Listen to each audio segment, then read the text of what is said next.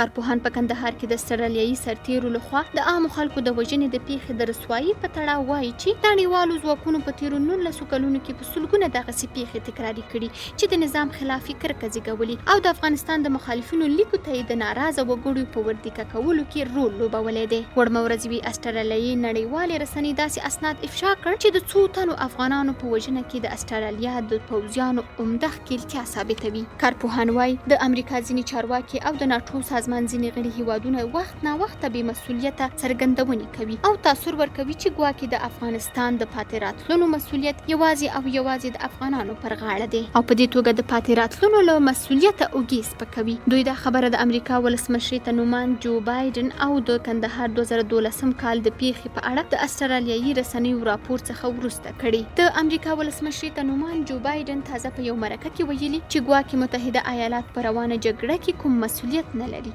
او مسؤلیت یوازې د افغانانو دی. نوموړي ویلي امریکا مسؤلیت نه لري چې د خلکو د حقوقو د خوندیتوب لپاره وجنګیږي. همداراز استرالیایي رسنیو هم په یو تازه نشر کړي راپور کې د 2012 کال د کندهار پیښې یادونه او پرې بحثونه کړي چې د یاد هیواد پوځیانو 10 تنه عام افغانان شهیدان کړي وو. کارپوهانو د بهرنیانو لخوا د عامو خلکو د وژنې د پیښو راسپړل ګټور بولي او وایي چې که بهرني هیوادونه متضررو کورنیو ته مرستې او عوضونه ورکړي نو ښایي تر یوه حده د متاثرینو د تسکین سبب شي. د سولې پروسه چې د نړۍ تر هر جنګ وروسته عملي شوې ده یوه عمده برخه یې دا ده چې هغو خلکو ته چې په ناحقه باندې ضرر ورته رسېدلی دی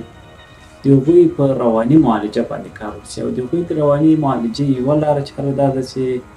هغه خلک چې په ربړونه کې او په ازار رسولو کې دخیل دي هغوی لږ تر لږه په خپلو بدیو اعتراف وکړي څه بد څه کړي دي او که چېرته د جبران لاره موجوده وي د معاوضې لاره موجوده وي په هغه وخت کې د معاوضې لاره خپله کړي دا په رواني لحاظ باندې سولې ته د خلکو په چمتو کولو په اماده کولو کې ډېر تاثیر لري. دوی همداراز د جو بایډن د خبرو په اړه وایي چې افغان حکومت د شلو ترهګرو ډلو خلاف د 19 کاله جګړه مخته وړله چې د جو بایډن نظر د افغانانو قربانۍ ته سپکاوی دی. امریکایان یا خارجیان وایي چې دوی د مسؤلیت ځان کاږي او په دې د یو بین الافغاني یا داخلي مسله ګڼي. دا د دوی یو یا بیا ناځواني موږ تاسې ورته ویلی چې یو غټه ناځواني وي یا بیا داسې یو شی چې مثلا دوی صرف د ځان خلاصولو دپاره یو بهانه جوړوي. کنې په واقعیت کې